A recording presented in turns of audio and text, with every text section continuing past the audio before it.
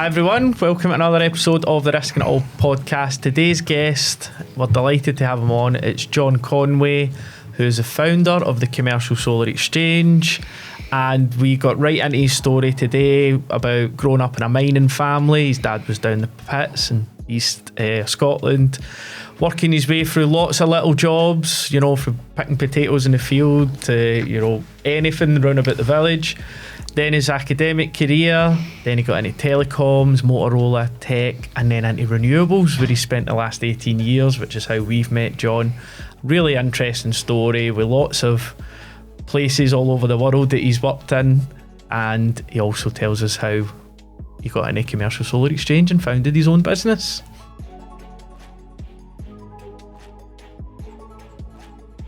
Welcome, John. Thanks for coming along. Thank you for having me. So, as we like to do with all guests, John, we will ask you to take us back to where it all began for young John. So tell us a bit about your upbringing, where you fae, family dynamics. Just share as much as you're willing to share about your youth, mate. So that was a wee while ago. Pre-war? For sure. Not quite. That's a good way to start, isn't it? Thanks very much for that one. I was born on the East Coast in Scotland. Right, okay. As you can maybe tell from the bit of an accent. So just south of Edinburgh, a place called Arneson, where Gorebridge was kind of the bigger village next to us. So predominantly it was a mining community. Midlothian was big on mines. Arneson just fell just south of the A7 out of Edinburgh. Next town, big town really would be Galashiels, so just about in the Scottish borders. So when I was growing up, it was definitely semi-rural type thing. It was kind of hard in the early days. My dad, he was a miner. He worked in the Lady of Victoria pit, which is now the Scottish National Mining Museum, actually based in Newton Grange. But yeah, I came from a big mining community. Right. So quite kind of close-knit. Big, massive community, lots of friends. Most of my family probably worked in the mines or in the mining industry. My mum had various different jobs through my life, from working in the baker's shop to florist to cutting hair, just, did whatever she could really to help support the family. Do you have brothers and sisters, John? Yep, so there's 4 of us. Massive gap between me and my next. There's 14 years. 2 unfortunately passed away, but I still have a sister. One other sister, she passed away, and my brother, he passed away quite prematurely as well. But really close family. I think because of that distance and age, it was a really good relationship because they were older, always kind of looking after me. Yeah. Were you the youngest, John? I was the youngest. By 14 years. So my brother and sisters will tell you I was a wee bit spoilt probably. that definitely was not the case. But it was a different era, I guess, when I came into the world. That's probably quite a small family for back then, eh? Families were huge back then. It is, and just my dad, he had 12 brothers and sisters. Oh, did he? Jeez, God. So the entire Conway family is quite significant. I've got cousins that I've never even met. Mm-hmm. And did they all remain local to these a good portion of them stayed local. Some went down south. A lot of the migration was because they were part of the mining community. They would go where the work went to. So some did go down to Derbyshire, for example, and then some went to other parts of Scotland. But the majority of them did stay in Scotland, actually. Yeah. So we've had lots of huge. In the old days, when it was a Conway wedding type thing, it was a massive wedding. Yeah. It was an old-fashioned. Everybody goes to these weddings, and it was kind of it was a fabulous kind of upbringing to be kind of close to your cousins and your aunties, and there was an immense amount of respect for the elders in the family as well, because everybody went through a tough time. And yes, there's different career paths and education paths that people went through and stuff like that, but all in all, pretty grounded, large family actually. Mining to me is just like, imagine the youth of today. Like that was just wow. that was just a done thing that you got your arse into the mine. Like what was that like having a parent that worked in the mines? Like, was that quite a dangerous job? Like, was there a worry on behalf of the rest of the family? I'm guessing he done long hours. Like, he did. I mean, it was a 3 o'clock in the morning. Up and walk from our village to the next village type thing, with the rest of the miners that started that shift in the morning. When I was growing up, though, that was kind of becoming his end of his actually down the pit type thing. So I can only remember a few years of that, and then he went into the mines rescue service, and then overground in the workshops. So they would repair mining equipment and stuff like that. Right, okay. So it kind of transitioned. So you've done your time in the trenches almost. I've done that. I was going to say, is that like the career progression ladder with the mines then? You start in the pits and you kind of work your way you do. up the way. And I guess at that point in time you could leave the profession and move into different auxiliary roles or different companies. But the way it was maybe a wee bit unique, the way that Lady Victoria was working set up, because it did have the workshops, as it was called, and I guess other mines relied on the workshops for the machinery to be maintained, serviced, upgraded, that type of thing. So maybe just kind of fortunate, but it was kind of good to see him above ground for the good portion of my life when I knew him. But hard graft, we in the villages, everybody had a miners' welfare club. Yeah. Most had a bowling green, and were all very, very keen bowlers. And I'd spent a lot of time. That was one of my passions, because it was a family passion, but it was kind of a community type thing. A lot of people did play bowls. Which sounds kind of a bit boring nowadays, but again, it's just back to the... No, we've had a wee shot of bowls. I played bowls for the first time probably a couple of years ago at I think it was like a birthday or a communion, and there was a bowling green. We're like, let's have a shot of bowls. Couldn't get us off the green. We were getting right into it, weren't we? No, it's good fun. It was brilliant. It's a big social thing as well, completely. But just overall, my childhood, I honestly can't complain. It was we didn't have any money. There's no doubts about it. We did what we could, but it was. You read about it and you see films and stuff like that. That basically, the boy got up in the morning in the holidays, especially the summer holidays, and that'd be it for the day. You'd be up and away, no thinking about food and stuff. You would just kind of make it work, and you'd be on your bike or doing walks or down the river, camping. Just kind of a fabulous wee boy childhood. Actually, it was tremendous. Absolutely good, mate. And school? What school did you go to? So I went to the local school, and it was a bit of a break from the tradition, because my family had moved just before I was born from one village to another village, and in that particular village it didn't have a Catholic school, and it was a big Catholic family they came from. So because there was that gap between me and my brothers, and the whole family came up through a Catholic education, I got sent to the local non-dom school, which was absolutely fine, but it was just walking distance from the house. Maybe not a bad thing, to be honest, because my mum's the youngest, 5, or is it 4? God, I can't believe I've got that wrong. She actually listens to the podcast as well. It's 4. And she often says that when she got to school, because she was the youngest, it was like, another one of yous, is it? So she carried the bad reputation of her brothers that had been at the school before her. So there's a connection. So school was... For me, school was good, actually, and enjoyed getting to school. I was certainly not an academic. I was not a natural learner. Through primary school, I enjoyed it because, again, it was kind of a close network of friends, all pretty much in the same situation as what I was in. It was just kind of that type of thing, and we just got on with it. We just did what we had to do. It was fun. High school was a bit bigger. It was a decent high school we went to, called Green Hall. No longer there, flattened by the government, unfortunately. Just didn't have enough population at that particular time, which is ironic now because it's a big commuting zone to Edinburgh, and there's lots of new houses. But anyway, that's they took the school down just when I was leaving high school. So I did reasonably okay with O grades and hires. I kind of 40'd a wee bit in more some of the technical subjects. So, metalwork, woodwork, geography, was good.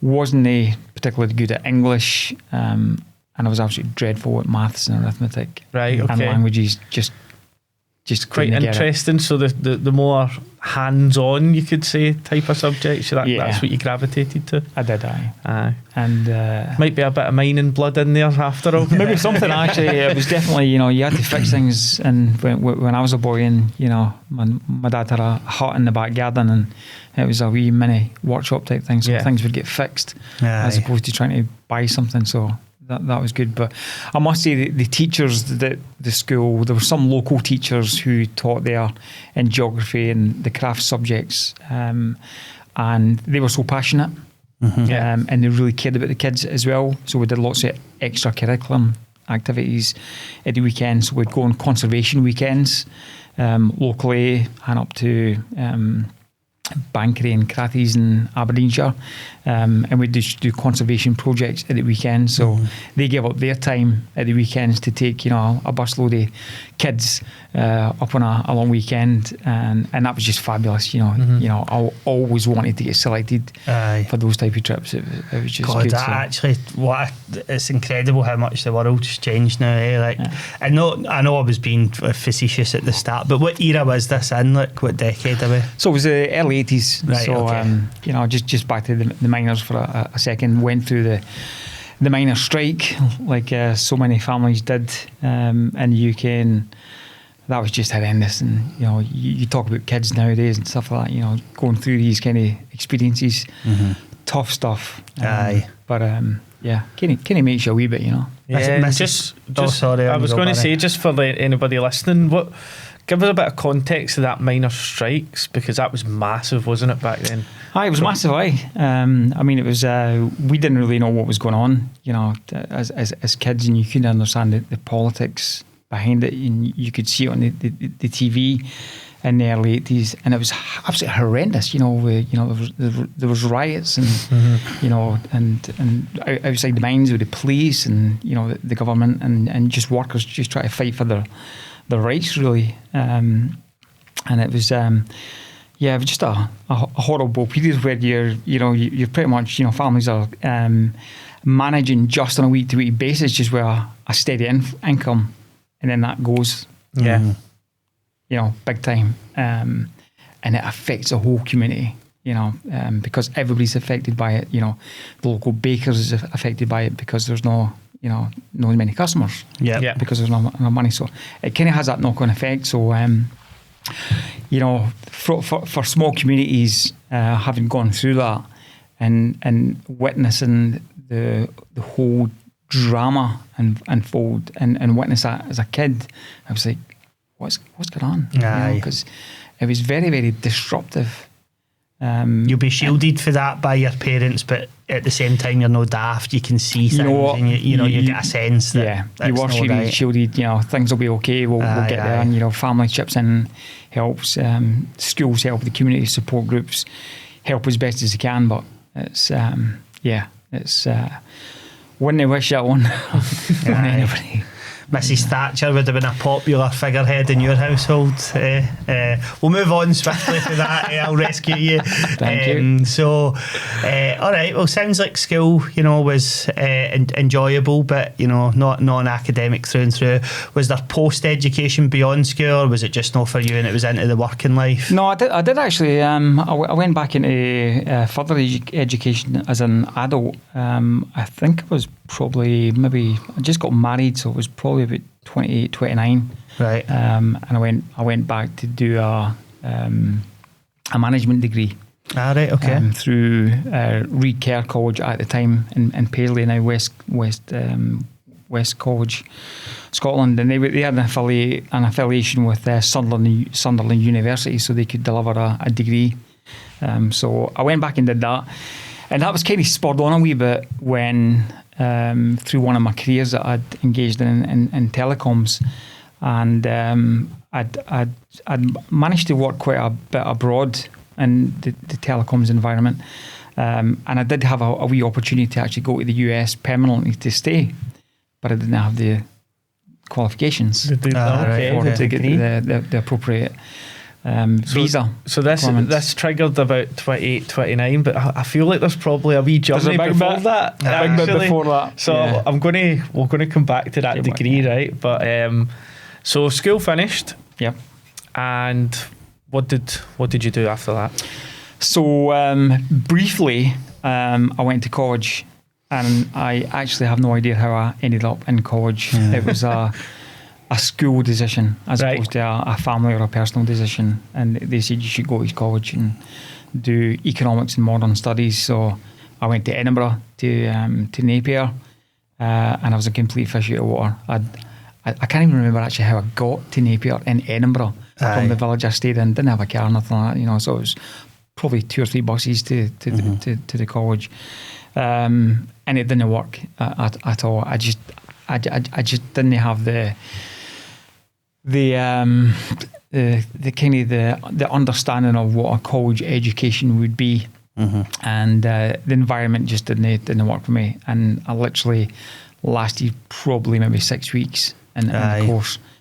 See, this is where I actually think, I don't know if it was free at the point of requirement back then as well, but this is where I actually think that having free further education in place in Scotland can sometimes be a bit of a con rather than a pro, because a lot of people after school, like, you don't know what to do with your life, right? If you don't have a clear path either set out for you, or you don't have a clear vision in your own head of what you want to do, somebody will just say to you, why don't you go to college? And you go, aye, why no?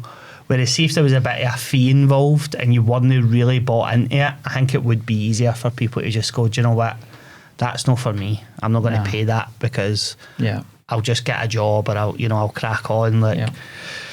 So I don't know, there's no many cons to having free education for adults in place at the point of where you need it, but I do definitely think that there's a lot of people floating about after school going, I don't really know what to do, and I might as well just go to college because it's free, or I might as well just go to uni because it's free. Yeah, and I completely have that sentiment as well. I think maybe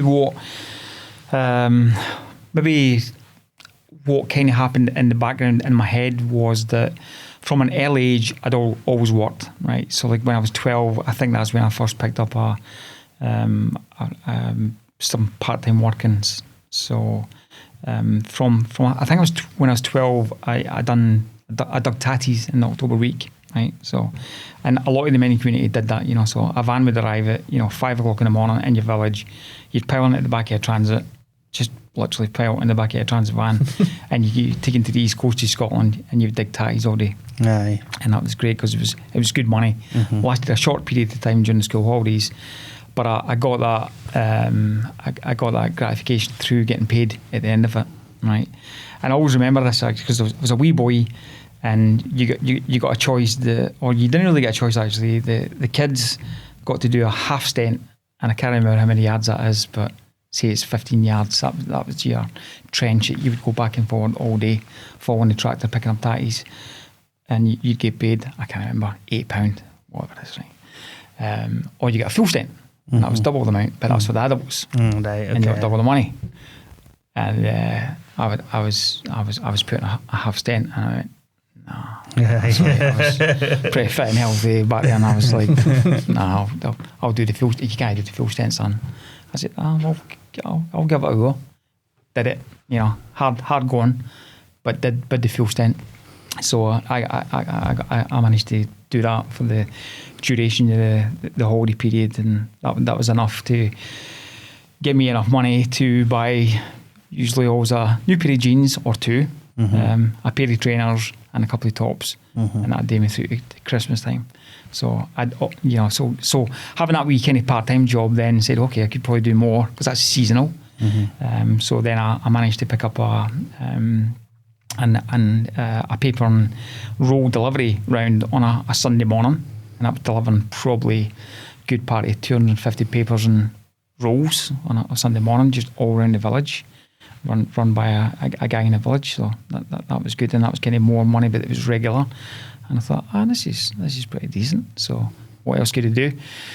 Got in touch with a local farmer who sold eggs, and then I managed to develop a wee egg run in the village as well. So I'd basically, cold call, chap doors, selling half a dozen eggs and a dozen eggs in the village, buying from the farmer, packaging them up, putting them on the back of my bike. I had one of these kind of satchels that went across your back tyre.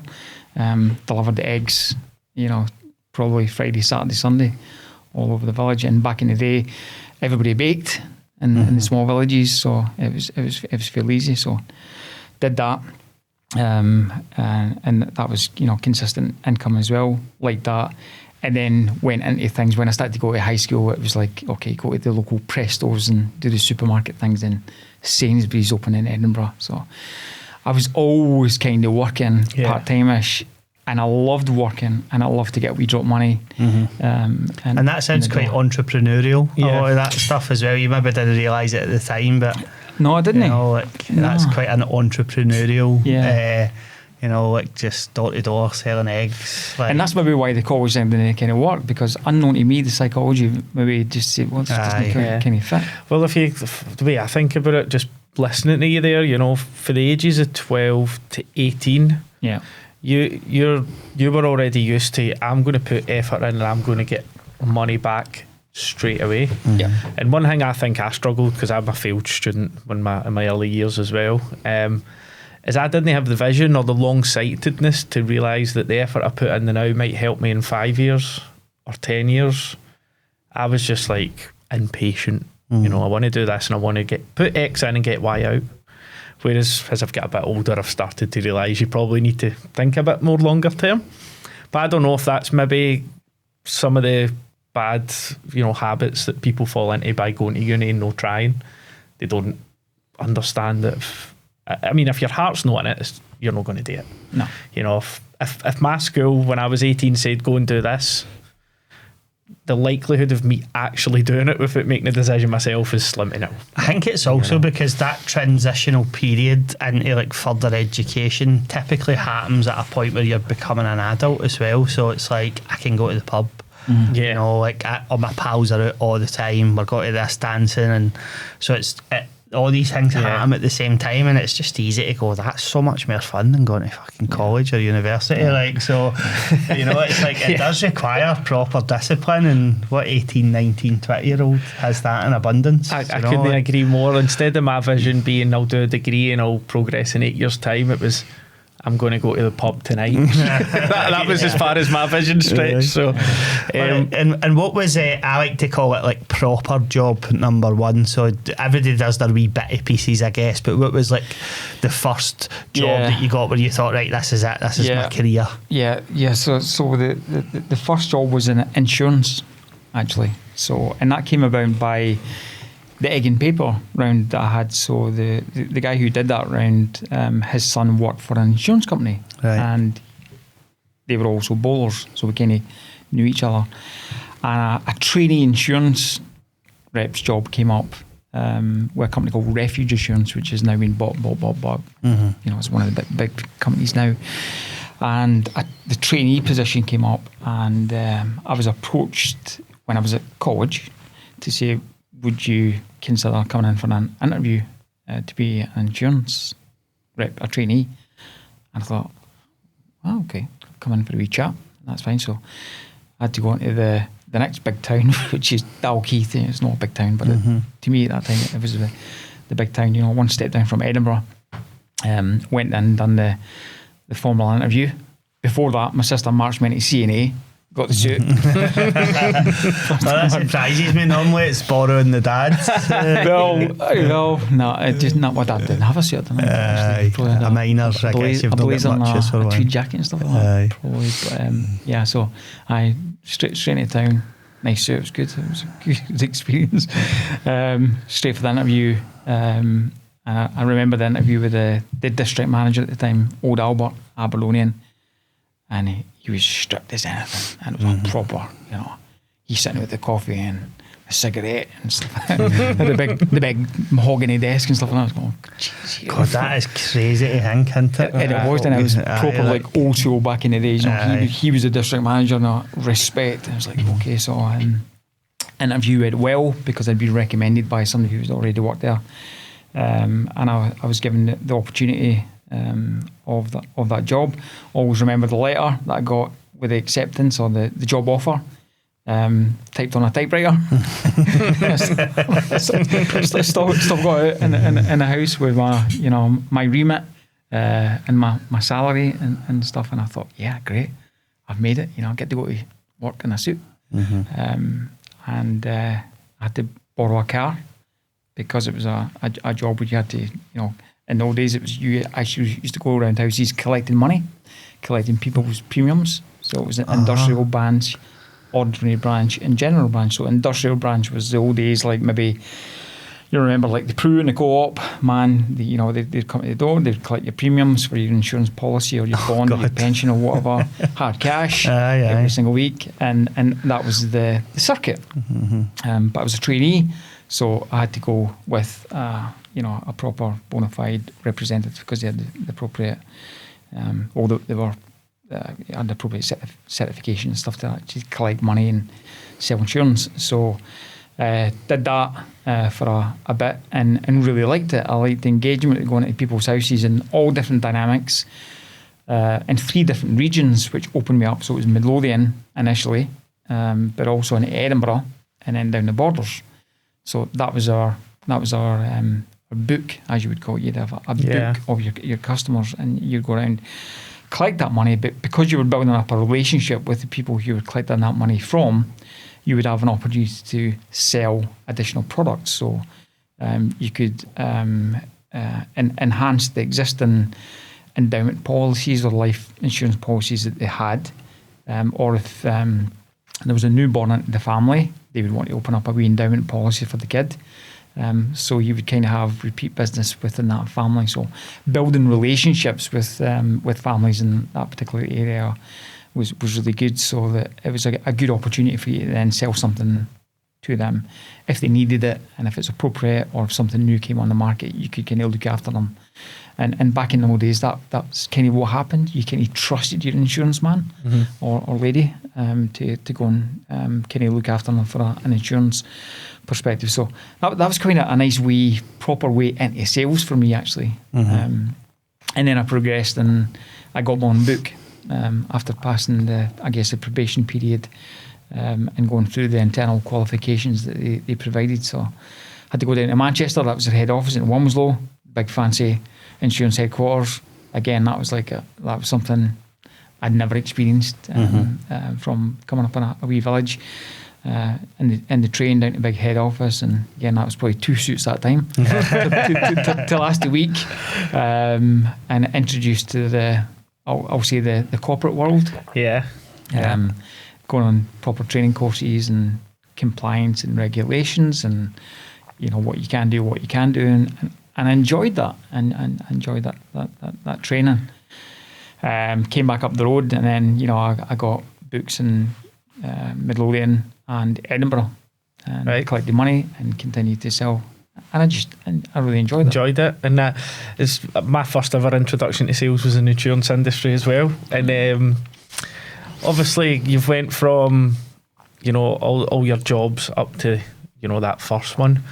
What was it like? Just you've already mentioned the coffee and the cigarette, the gaffer. What did you kind of gravitate to the most when you first get into insurance? What really sparked your interest? I guess was it just felt like a proper grown-up job, right? So I'd done all the part-time stuff, and that was fine. That was earning money at my own making, really. But joining a company it just felt good. I came from where I came from, and my mum and dad were delighted I'd joined a corporation. You know, it was a recognised brand back in the day in the area, and it was like, oh, you know, Johnny's doing well. You know, I mean, you think of some of the places you could have ended up in, steelworks, mining, back in the day. You know, that was kind of the trajectory. A bit easier. Yeah, that's right. No easy, but easier job. You know, and you know, back to my brother and sisters. You know, they kind of probably had some kind of influence on that as well, but no, as a you can't do that, or don't do that, or do that. That was never, you know, it was never a case of, no, you can't do that. But my brother, he was a heating engineer and a plumber, and he'd worked for some organisations, then ended up working for one of my uncles who had his own plumbing business, and he did that. And he used to take me weekends to basically labour from him, and I'd do that. And Tommy always used to say to me, he said, just think about what you want to do. You could do what I'm doing easy, right? You could do that, but just have a wee think about it. And is there better other things you could potentially be doing with your life? And don't rush into things. And I kind of subconsciously kind of took that advice on, and said, okay, let's just kind of have a look and see what is. So insurance was very, very different. And like Tommy was saying, well, there you go, you know, you're going to work in a suit. You know, you're dealing with cash and stuff. I was like, okay, that's fine.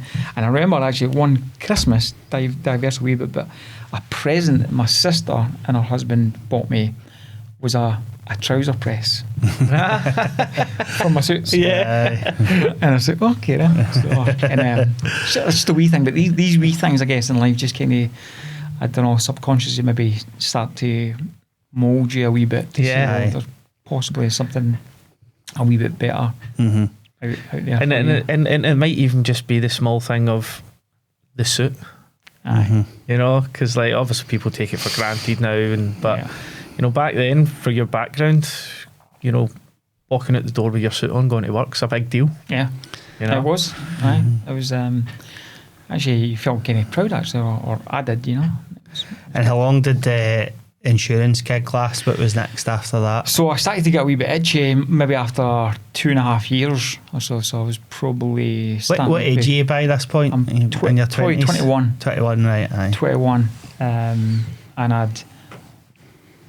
This sounds really cheesy, but I needed a car, right? And I had an old Mini, an old orange Mini, no phone and stuff like that, always breaking down. So anyway, I had that as my kind of starting job, and then I was getting enough money, so managed to buy an XR3i, Ford Escort XR3i with the stripes and everything.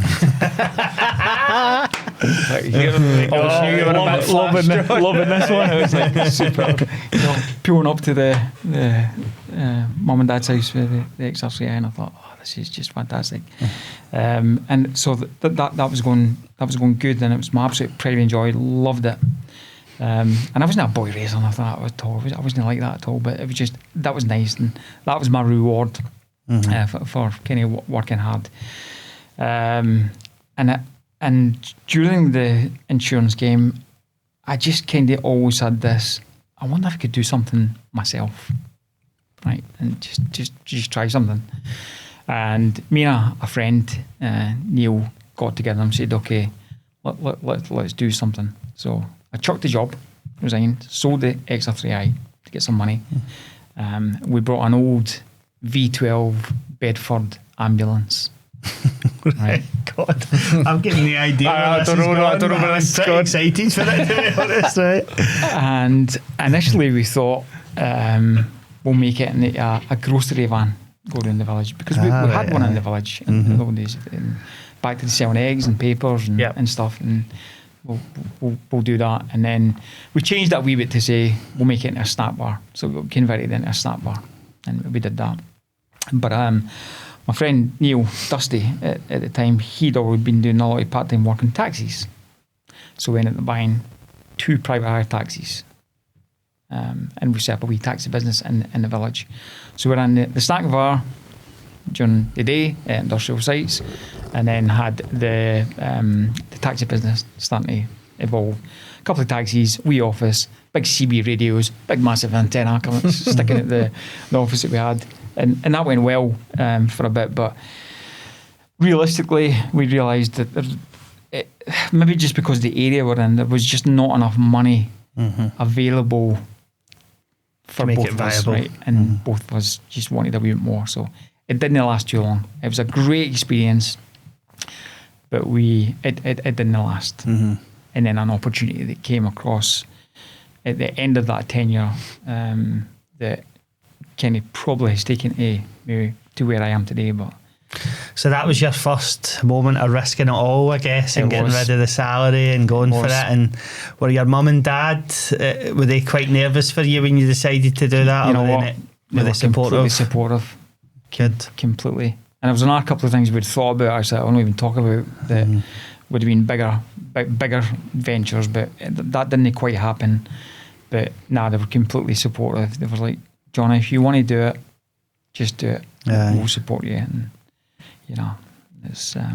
All right, well, as is often the case, venture number one didn't quite work out, but what was next? Was this your first step into the world of renewables, or are we not quite It there wasn't. yet? No, we're 16 years away from that. Right, So. okay. That's all right, we're enjoying the story. Keep it Going, going. as you Aye. would sometimes say, but timing is everything. I think timing is a great opportunity for anybody. Motorola was already present in Scotland. They were doing a lot of semiconductor fabrication, wafer fabrication and chips in Scotland, but they decided just at the onset of mobile telecommunications and mobile phones that they would invest in building a facility in Bathgate.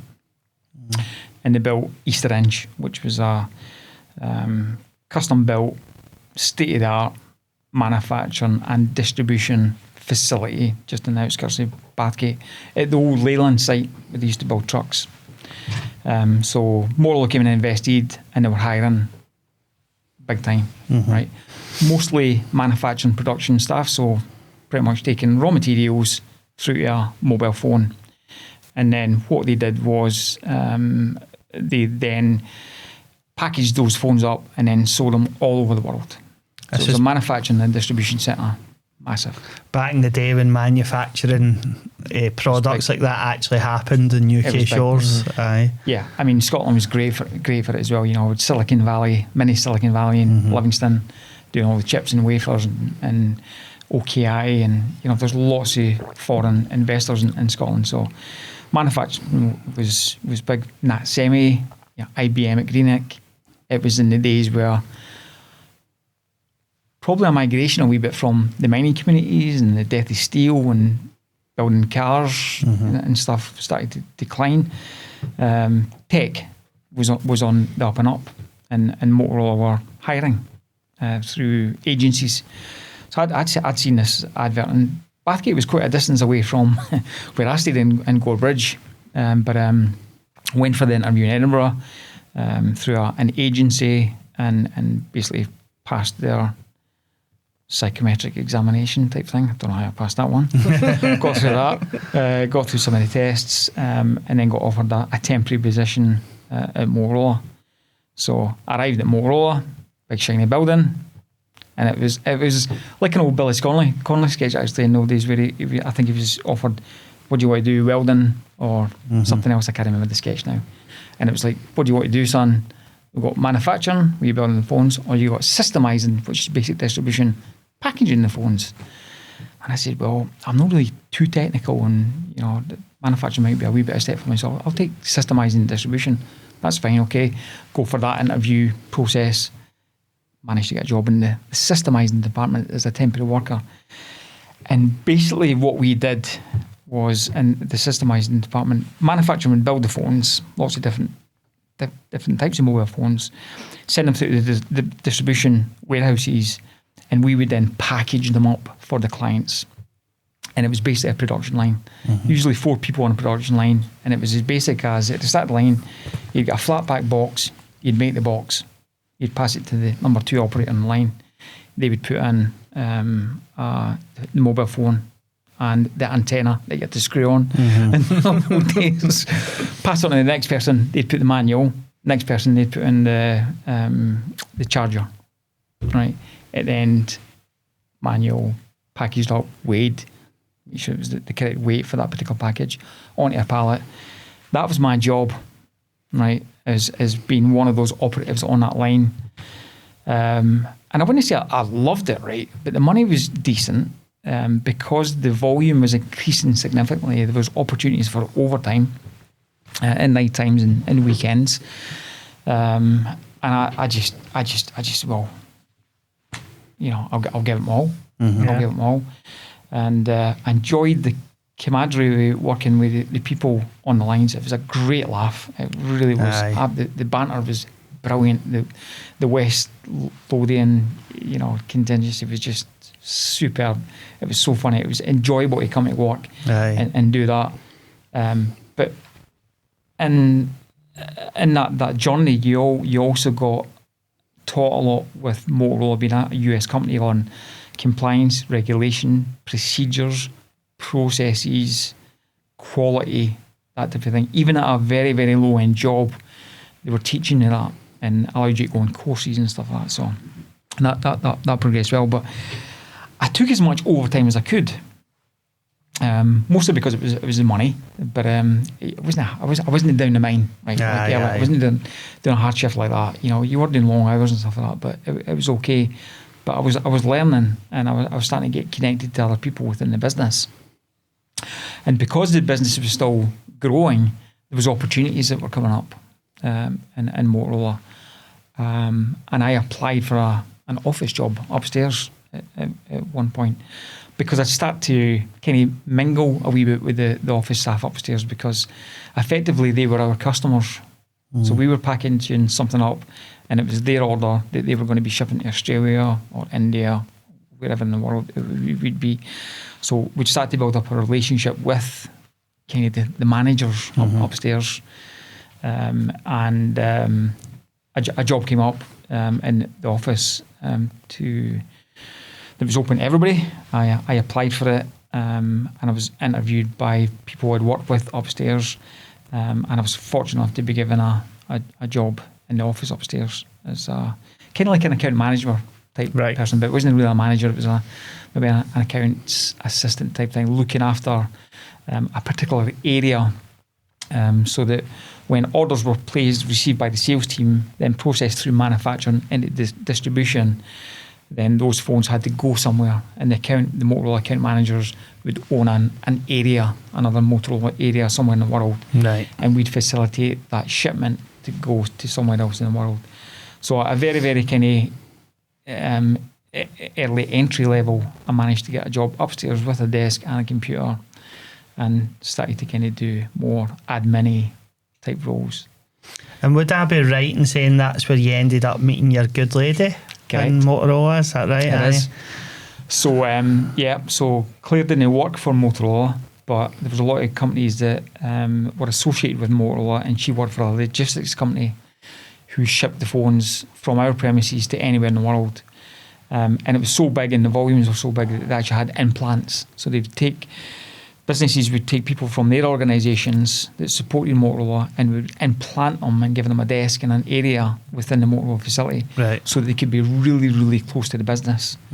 So Claire was working for a company called MSAS at the time, which then got bought and is now owned by DHL, Deutsche Post, that she still works for, and she was pretty much arranging the shipments for the phones that we would package, and my account was Asia Pacific at the particular time, so she would transport all the phones across to Asia. So we got to know each other through that process. She only came up to do a holiday replacement actually for a couple of weeks, and that's when I met her. And that was 25 years of marriage last year actually, so lasted the pace. So it does happen at work. The amount of people, I guess, that we all know that met each other at work that are now married and kids. And all right, mate, lovely. So how long were you at Motorola in the end? So it was continued service to about 16 years. Right, okay. In total. There was a situation halfway through my tenure with Motorola that a company called Chicago Telephone Supply, CTS, who actually had a base at Blantyre, mostly automotive and sensors, they were in the market to purchase a part of Motorola. and Motorola was then starting to transition the manufacturing away from the UK, Right. which I'd kind of had played a wee part of actually, and that we can come back to if you want. But they were starting to transition the manufacturing away from the UK. Redundancies started to happen, and I transferred across to Chicago Telephone Supply, who had just purchased a part of Motorola, different division from what I'd worked in. But I applied for the job, and because it was redundancies, you were free to do so. So I transitioned across to CTS, and I spent the rest of my telecoms with Chicago Telephone Supply. So I did a couple of stints abroad in India for a while, and Motorola was a Chicago company, so I got to stay in Chicago for quite some time. Lovely. Working out there and doing some kind of global account management roles. Amazing. And what did you make of? We'll start with Chicago. Then did you enjoy it? Yeah. Did you have any inclination to maybe staying longer? Yeah, I did actually, and I potentially worried about that education thing. Kind of thwarted that. Didn't have the appropriate education qualifications to actually make a permanent move, but I absolutely loved the whole Chicago thing. It was a situation where I was across in Chicago for 3 weeks, back in Scotland for 1 week, 3 weeks, 1 week, that type of thing, and that lasted for about a year, which was absolutely fantastic. I was married at the time, but Claire was also doing a global travel circuit with her job, and we didn't have any kids, so it was kind of easy for us to do and manage, and it didn't have any impact on family life. And the learning from that whole travel thing was just exceptional in the early days. I mean, right from the very early days of joining Motorola, when I got moved upstairs, I think the first foreign remit I got was Chicago to the head office at Libertyville, and that was a complete eye opener. Back to my day in the insurance when I had to sit in front of the gaffer, the district manager with the shirt and tie and the coffee and the cigarette, to a proper big Motorola corporate office in Galvin Towers, it was called. That's where Chris Galvin had created Motorola. And to go to this environment was just like amazing. Wow, it's quite. I've just listening to like the journey you've been on. It's like you've went on a similar journey to the way the world had been through that time. So, you grew up in the family, hard-working mining family. Then you get the insurance broker, job, and you're like, wow, this is amazing. And then you're into Motorola, big shiny tech, and then next thing you know, blink your eyes, you're in Chicago at Motorola's headquarters. It's an amazing trajectory you went on. I feel like the world's probably went on that as well. And then manufacturing starts to disappear for the UK, so jobs start to go. And were you eventually made redundant from Motorola? Made redundant from Motorola, so that's when I joined CTS, because it was a transition across to that company. And then CTS, manufacturing company as well. The same happened again. It transitioned, and I was kind of. I mentioned earlier, I kind of played a wee part in that. So I was sent to India on a secondment, and that was part of a transition from manufacturing in the UK to India and then the Far East. So I was on that Asia circuit as well. So I spent time in Hong Kong, Singapore, lots of China, Taiwan. I'd kind of done that. Still working for the corporation, but working with our partners at the time, contract manufacturing partners at the time, who were then building on behalf of Motorola. And we can see the same with other products now, Apple, for example. So built by others, designed by a company, and then IP, given to others to actually go and build.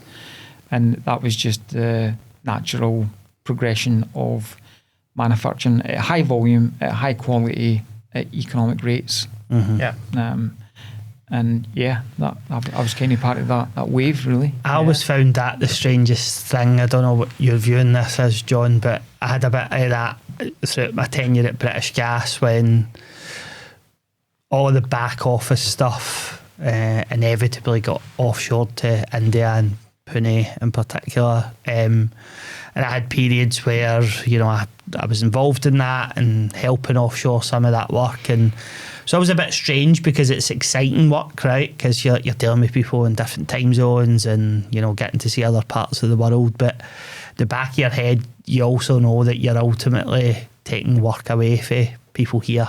That's why you're doing it. I mean, realistically, there's no point in you digging your heels in or me digging my heels in going, no, this isn't right. It's happening, right? You know, whether you like it or no. But I always found that quite strange because on one hand it was exciting work, but on another, you know, inevitably a year later a whole bunch of your colleagues were then getting paid off because that work now sits in India and there's no requirement for it here.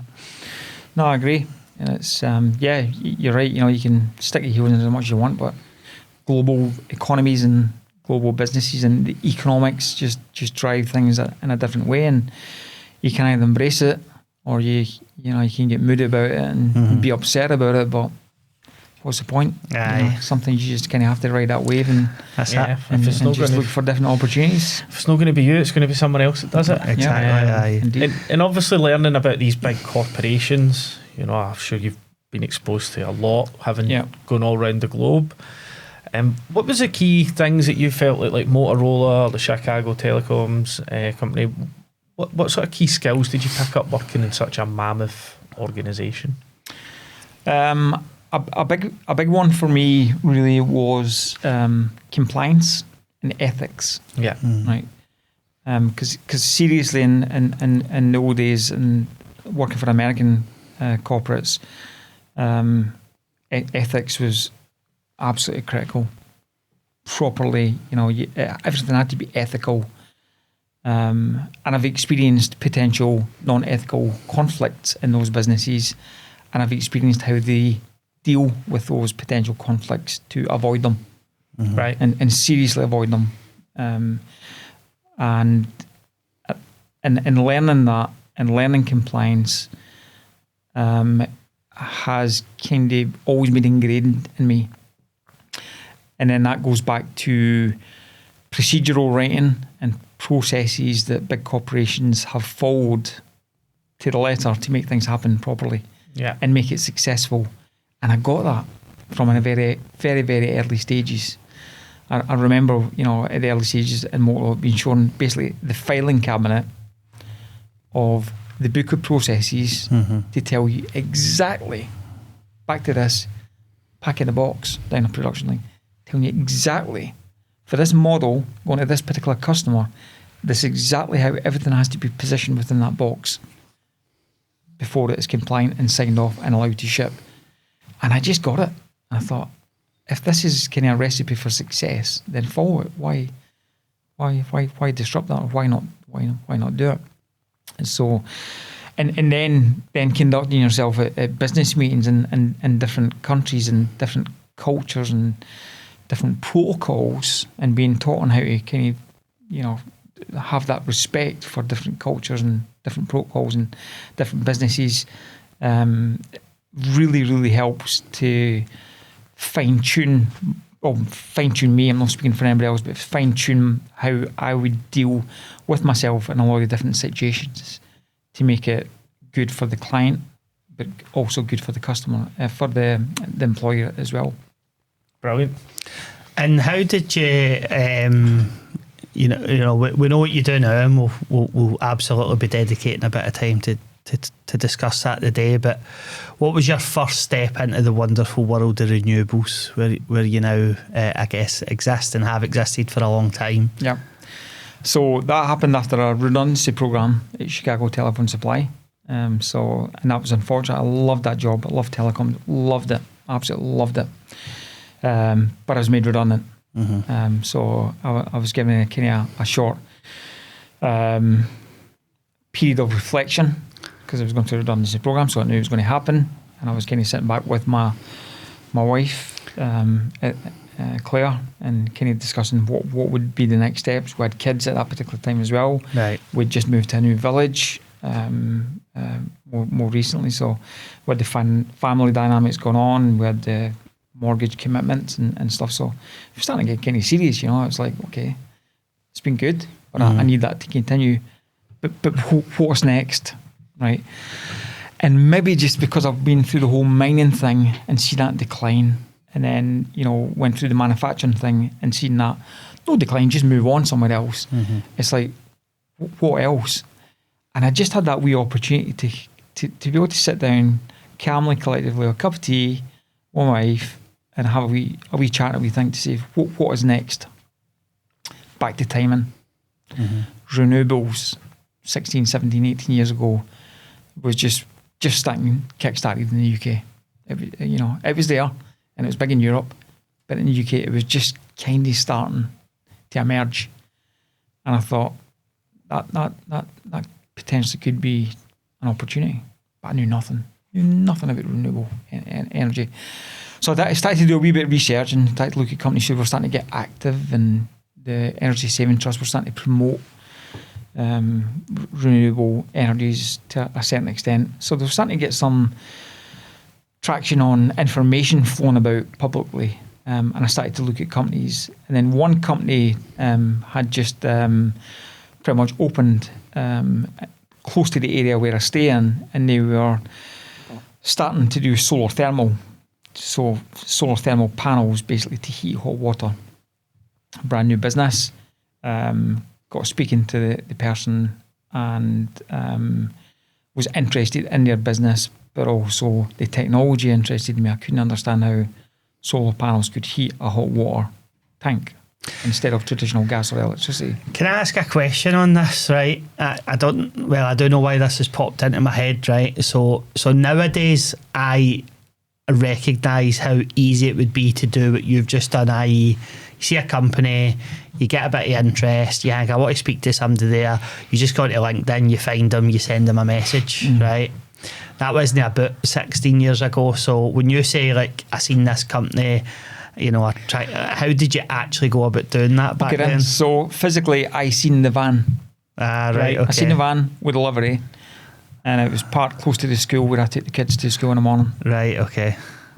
And then I spoke to the person who owned that van, who had just bought that company. Right, okay. And it was an early company. It was that person, it was one other person, a porta cabin, the side of the river, and a dog. and one other salesperson. Good old network marketing. Which was a relative. Zero sales on the board, and it was a complete chance. Chance for me, it was a chance for them to ask me to join, and we did that.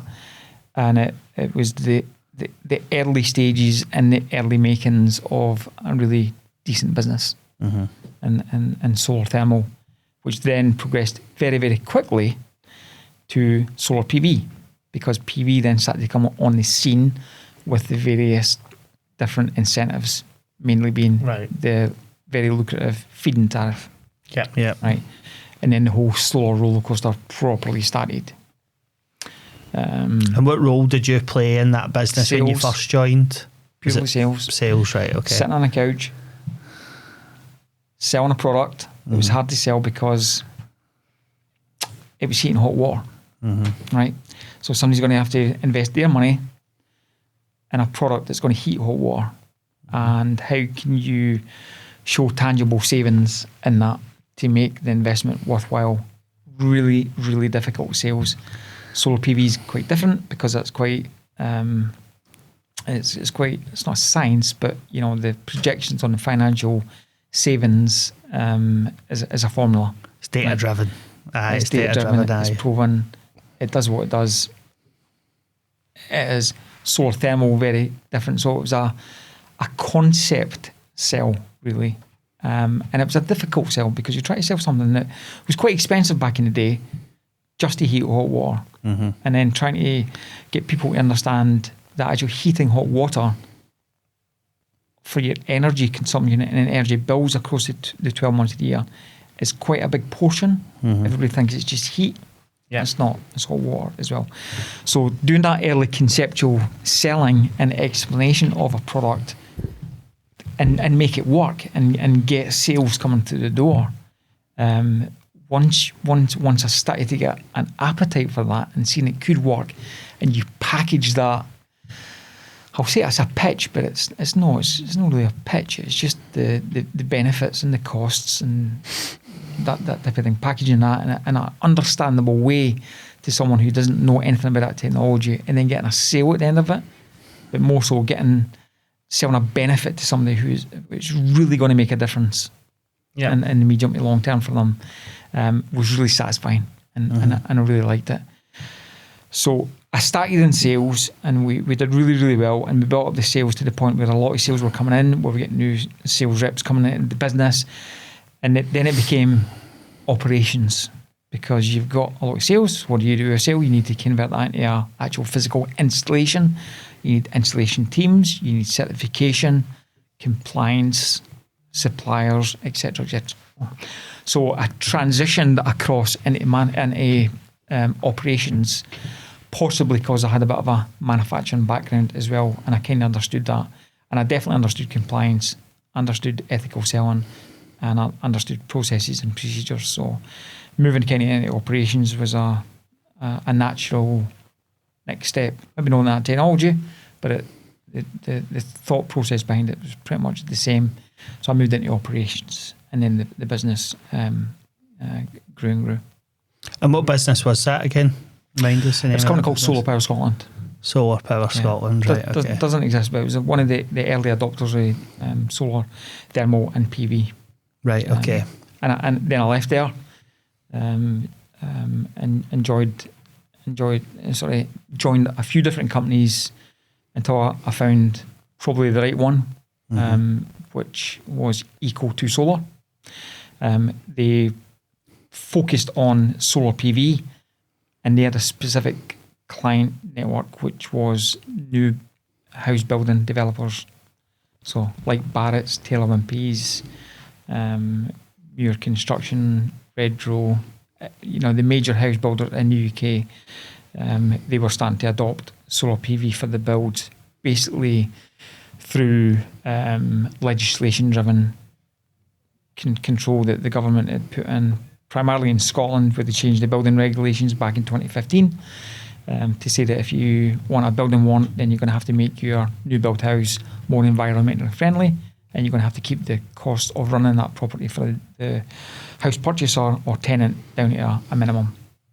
So solar PV came properly in back then, and my job, again, it was kind of starting afresh completely in Scotland to get around all the housing developers in Scotland, make them aware of the technology, make them aware of how non-disruptive it would be to install that in their new build property.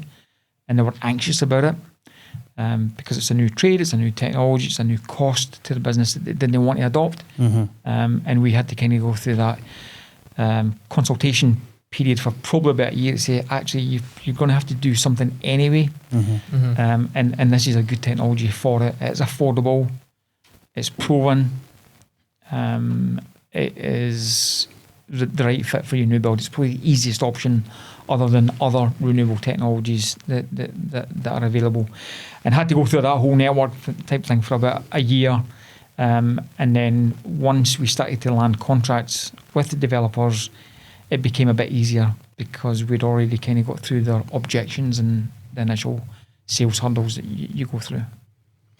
And that business was in the news recently, am I right in saying? It was, yeah, it was. So the owner of that business, Eco2 Solar, Paul Hutchins, remarkable gentleman, built that business up from scratch and done it properly. He just ethically, culturally, process, quality, the whole thing. He did it really, really well, and he focused, absolutely laser focused on what he wanted with regards to the product, and the product fit with that particular client, and stuck to it and didn't diverse too much.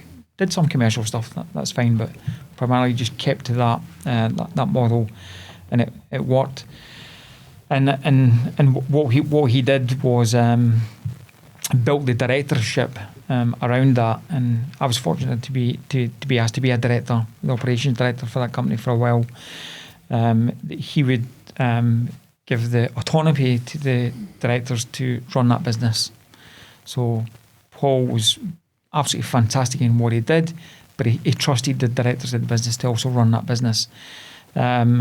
to the point that Eon became interested in the business for various different reasons. And when I was there, they'd made a significant investment in the business, and just a few months ago, completed that interest by completely acquiring Eco2 Solar. Amazing. To the tune, off the top of my head, of £40+ million, was it, when we read it that day? I can't quite remember. It was quite significant. Aye. Yeah. All right, mate. Well, I mean, that must feel good to know that you've. It was good to be part of in that. Yeah, I was part of that for probably 7 years of my life, and to go back to that again, it was kind of, so when I was in my first proper job with renewables, it was sales, moved into operations. When I joined Eco2 Solar, I went purely back to sales, and then I went into operations. Mm-hmm. So I've kind of always had that blend of commercial and operations, which I think is really important in what we do now. Mm-hmm. It's just understanding both sides of the fence type thing, and having that balanced view on all the stakeholders, of their needs, their wants, their problems, the objections, the cash flow, the whole thing. I've got a wee appreciation of both sides, and being able to blend that. I think also as a small business owner, you need to wear every one of the hats. Yeah. You know, like sometimes daily you go for being the sales guy to the ops guy to the finance guy, you know, to the tea lady, or tea man. Yeah, you know, it's done it all. Yeah, aye, exactly. So I was going to say, I think that if you were going to have two skills to run a business, it's they two. You know, can you sell and can you deliver? Aye. So I think making tea's pretty important as well.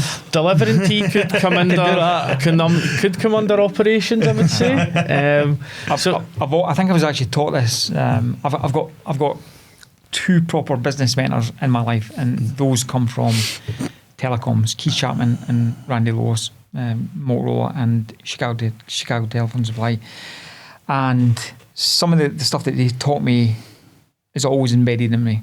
And one thing that I was taught at an early stage is a sale is never a sale until it's been delivered and you've been paid for it and the customer's happy. That consolidates everything. And I just hope that every day I employ that methodology and make sure that we deliver something that we say we've proposed something to a client. We need to deliver it, make sure they're happy. And if we can do that and get paid for it and they're happy at the end of that journey, then we've done our job as a company. Yeah. Well, we certainly know that you've once again risked it all and pulled away that safety net, I guess, working for others and guaranteed salary and holidays and all that fun stuff. But we know from our perspective how that came together. But, you know, you're our guest today, so we'll let you tell the story. You're now operating as the managing director of the Commercial Solar Exchange. Been in operation now for a couple of months, doing really, really well, if I don't say so myself. But how did that come to be from your perspective? Talk us through the origin story, I guess, why we're now sat around this table together. Well, fortunately, the last company I worked for, again, it probably took me out of my comfort zone. Big company, and it had several strings to that particular company. Still in renewables, commercial PV predominantly, but at a larger scale. So, you know, big commercial installations. So coming from smaller domestic scenarios, although it was a new build housing, moving into the commercial remit and only focus on big commercial projects was a bit different. It's the same product, but it's a different scale, and technically it's different. Commercially, it's very different, and there's a lot of different legalities. So my last tenure educated me quite significantly in the opportunities with commercial solar and the various different funding platforms that were available to that. Unfortunately, during that tenure, I was introduced, or I was aware of Jolly Media Marketing and you guys and what you did on the domestic scene for renewable energy and primarily PV. And we had a chat, when I was with my last company about how you guys could potentially help us find prospects in the commercial field.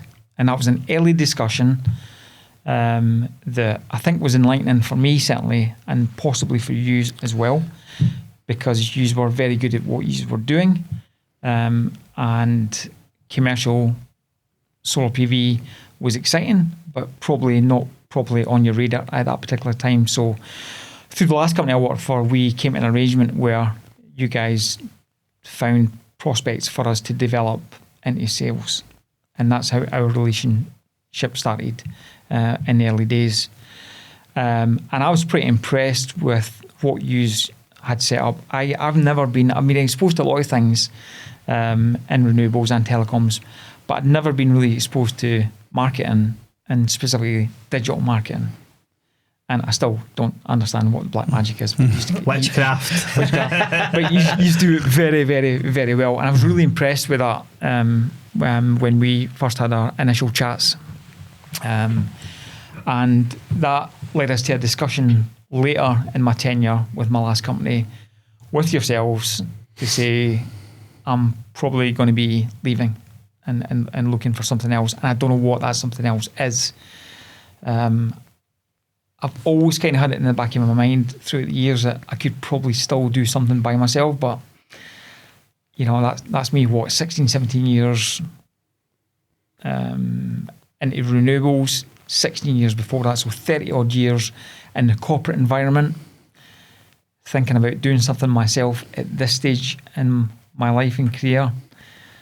That's a big risk. Mm-hmm. Proper big risk. But anyway, I opened up to Brian and Barry to say, listen, I'm probably going to be moving on. Don't know what that's going to be. Can you bear me in mind? I'll pause you, right, and take over from our perspective in terms of what happened at that point. So I think I had a conversation with you and you indicated that, you know, you were likely going to be leaving your last place, and you know, of course, says keep my ear to the ground. If I hear it, and I'll let you know. And immediately hung up and phoned Barry and said, we need to figure out how to do something with John here. We don't have a lot of time, because I think he's going to be snapped up pretty quickly. And I had been having thoughts in my head for a bit, and we had been discussing the whole commercial scene, and you know, you've absolutely nailed it. Domestically, we were doing really well, getting a bit of brand rep going. Commercially, we were still just, you know, very, and even to this day, are still learning every single day. But we're on that steep learning curve, and I don't know, I felt in the pit of my stomach that there was still an opportunity, and there is still an opportunity for a marketing outfit in the UK to really take that industry by the short and curlies. Yeah. And really make a great job at being the go-to people for generating new business. Yeah. So I had a chat with Barry and was like, right, how do we position ourselves to pitch this to John? I don't mind jumping in at this point. So how the conversation initially went was, you know, John's going to become available. I remember instantly the two of us went, right, can we get him in Jolly Media Marketing to do something with commercial solar? That we couldn't quite work that out. And then I remember I said to Brian, I was like, just hear me out a minute, right? I know this is going to sound a bit out there, but just listen to me, right, and see what you think. And then obviously I said, let's start a business with John. And to be fair to Brian, you didn't blink, did you? No, but I mean, we'll pass back over to you for reflections in a minute, John, right? As much as it felt like quite an easy pitch to make, there was absolutely still part of me that thought Jolly Media Marketing still a growing business. We're still very much trying to detach ourselves for the kind of day-to-day delivery of that. So it wasn't risk-free for us as such. It was in the sense that, you know, commercially it didn't present too much risk, but just time and energy and focus was a consideration for me. But I probably gave that 30 seconds thought, to be honest. Which is longer than normal. Forget it, you know, we'll figure it out. And obviously asked you into the office, you know, as far as I'm concerned, made a bit of a pitch. And you, of course, said just, you know, leave that. Let's talk through the details yet. leave it with me, I'll chat to the family, and then we had maybe a 2-3 day period. But be interesting to hear, because I'm no naive. I know that you would have had options at that point to step into employment elsewhere, and that probably would have been the safer option for you at that point in your career. Yeah. So what made you decide to pull that kind of parachute, as it were, and go, right, actually let's just go for it? Oh, is there a single thing? Probably not. I think it's a combination of things, actually. So yeah, the family chat did happen, and I remember sitting. I was at the breakfast bar, and I came inside the breakfast bar, and Claire and the girls were sitting, were having a cup of tea, and it was like, okay, how's it went today? Any job offers? Well, which is, you might want to sit down for this. I said, well, it's quite quiet. It's not actually like a job offer, as in, here's a salary, here's a package, and can you start in 2 weeks' time, Claire? So okay then. I says, however, you know how, right? I met Brian and Barry when I was working at my last company, and we started to do some commercial stuff, and it was working. Yeah. I says, well, we're thinking that possibly we could actually do something ourselves. We could create our own company, and develop that and package that up in such a way where I'm pretty much doing what I've been doing before, but I'm doing it by myself with another 2 directors. Claire says, what does that mean exactly? I says, well, basically, I'm thinking about, going off on my own and starting my own business with another 2 directors and focusing our efforts on commercial solar PV. And Claire's very thoughtful. I was going to ask, is she quite conservative? And she is very risk adverse. She won't mind me saying this publicly. She knows that. She's got a cracking career, and she's developed a wonderful corporate career, got a global position in IT with her company. She's great, and she's always been my kind of compass, really. Yeah, every household needs somebody that's risky. We would all just be going gung ho and putting our house on the line, and it's always the one that reins it back to say, okay, she had a banking experience as well, and that's never left her. And she'll tell you that to this day, that has never left her. So it is basically, if I've ever done a hard pitch, it's all to my wife. It's probably the same in many families. Or the husband, or the partner. The real FD. The real FD. The real FD. Absolutely. The real FD. That's the one. Which is fine, right? Because it really deep down makes you properly think, can this really work, right? Yeah. And it's a chance, right? And we had the discussion, and I said, Claire, this is a chance. This is a risk. It's a risk, right? I had, over the course of that few weeks, because of the power of LinkedIn, and I really respect LinkedIn, and LinkedIn has been so good for me, I swear, since my early 20s, from a customer perspective and a relationship perspective, and just keeping up to speed. LinkedIn's been brilliant, and as soon as you put your name out there, I was fortunate that I had a lot of really good discussions with a lot of people, and a lot of them were attractive, but none of them just felt properly right. None of them just felt properly. They just sat properly with me to say that I would, it's, I don't know how to explain it. It's like something's came here, and I really want it. From a corporate salary position perspective, a job offer, not working by yourself, that opportunity. There was nothing really that said, oh, that's fantastic, I've now made it. I'm now, that's exactly what I've been steering towards. But this potential new business opportunity is sitting really high up in my heart here, that we could probably make this work really, really well. Just combining the experience that we have collectively, knowing all the good things, the bad things, the general industry experience that we've had, but also the environment that we find ourselves in just now, the economics, the appetite for renewables, in particular commercial solar PV, back to time is maybe the right time yet again to actually take that leap of faith, like I have done over the years in various different positions. Timing and opportunity, preparation and opportunity equal something, and could this just be the right time? And I'd like to give it a go. And we had that discussion, and Claire said, go for it. Thank you, Claire. Let's go for it. We'll do what we need to do. Just get your head down, get stuck in, as you always do anyway. And we'll support it. And the girls were, my girls are 23 and 21, they're young ladies, they're adults. Aye. And they were, as usual, supportive as well. And I think it was the same night or the next day. It was a very short space of time where I came back to yourselves and said, yeah, let's go for it. And, the next again, Monday, I think. Yeah. We started.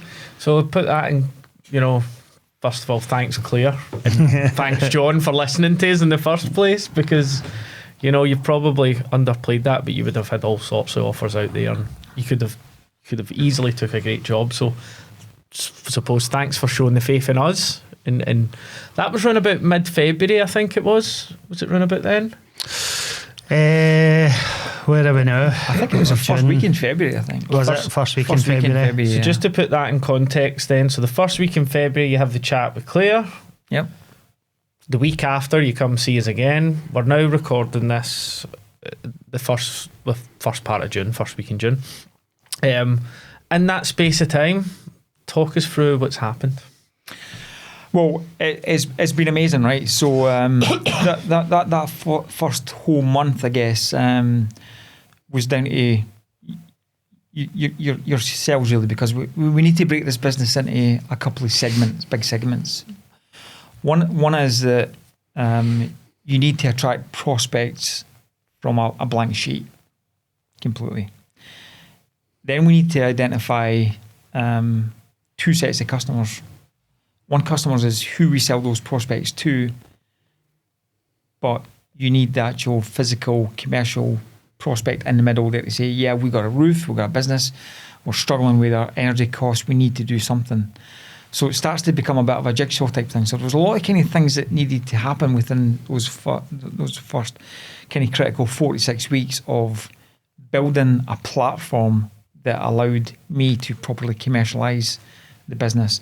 And the starting block was the digital marketing part of that, right? And that's what, in the background, I maybe had a wee bit involvement in it, but in the background, what you guys were doing was developing your existing systems and processes and procedures and platforms and connections and all that kind of stuff, and rejigging it to make it a commercial proposition and a commercial platform. So when that work was taking place in the background, there was a wee bit of a lull that nobody could really see too much what was happening.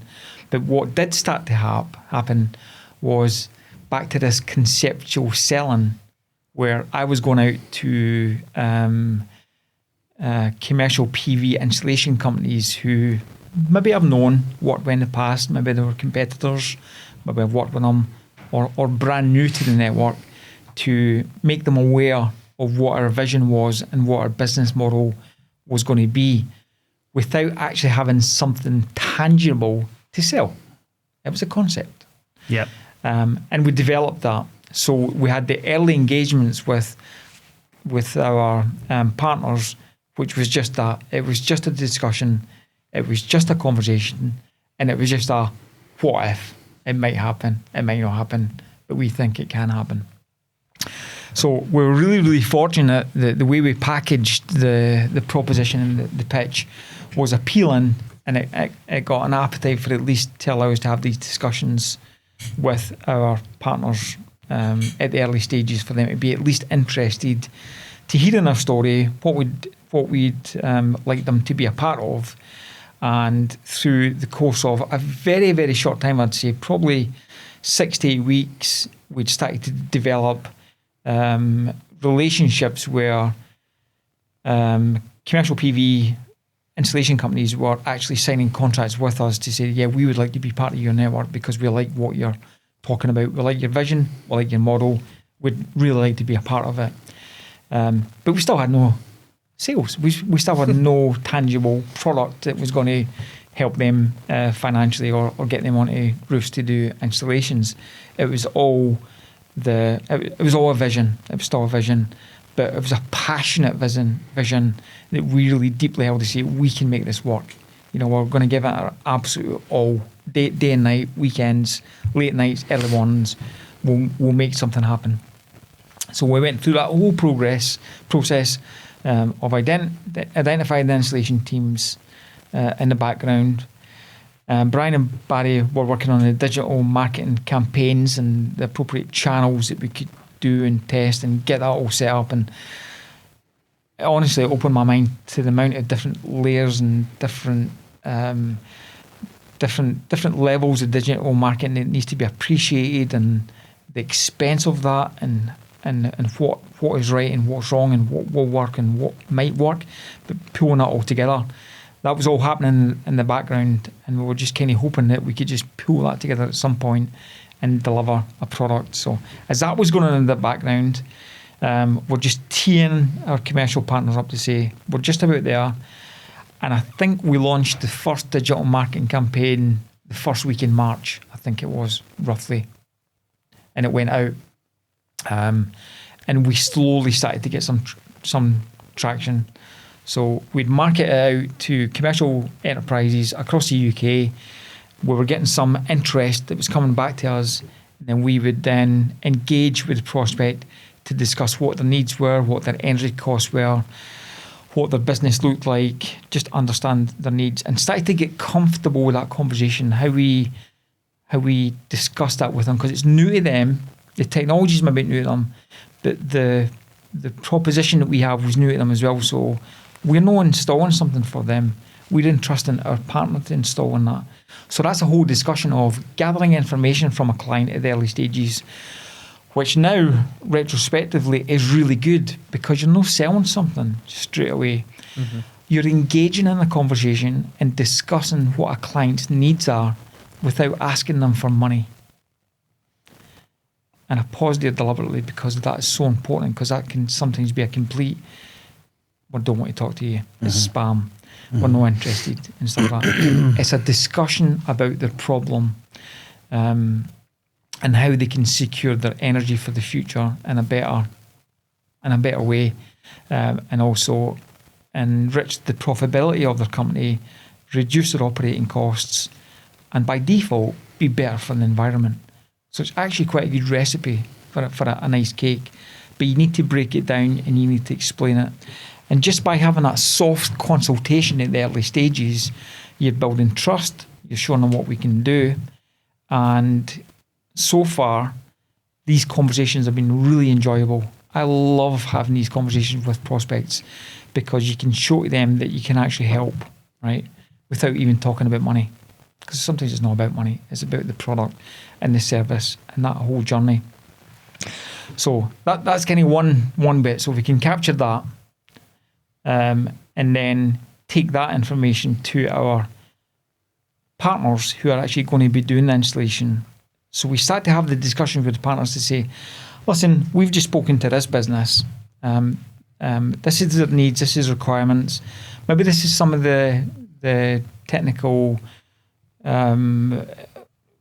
hurdles that we may have to get through together to give them a proposition, but let's talk it through because we kind of understand what the business needs. So you're engaging with the installation partners to say, listen, this is a prospect. We've got an opportunity here to give them a product on their roof that's going to benefit their business and increase their profits and reduce their operating costs and be good for the environment. And you could potentially be doing that. Would you be interested in it? And 9 times out of 10 they'll say, yeah, we're interested in that. And the reason they're interested in it because we've profiled these partners so that we kind of know what is good for them, what type of installations would be good for them, what geographic locations would be good for them, what size installations would be good for them, and the complexity of that installation would be good for them. So we're doing a lot of work in the background here with our prospects to understand what they need, but really tailoring that to our partners and as best as possible. And we'll get better at it. We're maybe not great at it just now, but we'll get better at it. But, you know, time will tell. But so far, we'll be kind of matching that quite good. And we'll be delivering good opportunities to our partners that they're delighted with. And then when it takes it to that next discussion where we're introducing our partners to the prospect and we're part of that conversation, the discussions go quite seamlessly. And it usually concludes in a contract with both parties, our partner and the end client.